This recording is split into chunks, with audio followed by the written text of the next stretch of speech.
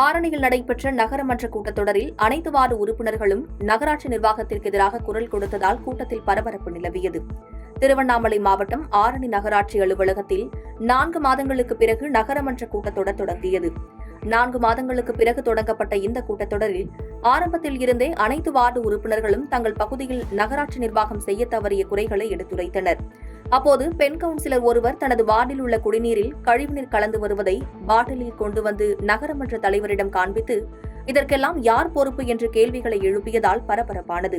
இந்த நகரமன்ற கூட்டத்தொடரில் பாரபட்சம் இல்லாமல் அனைத்து வார்டு உறுப்பினர்களும் கலந்து கொண்டு தங்கள் பகுதிகளில் உள்ள குறைகளை எடுத்துரைத்ததால் கூட்டத்தொடர் பரபரப்பாக நடைபெற்றது. பாதகம் செய்பவரை கண்டால் நாம் பயங்கொள்ளலாகாது பாப்பா, மோதி மிதித்து விடு பாப்பா, அவர் முகத்தில் உமிழ்ந்து விடு பாப்பா.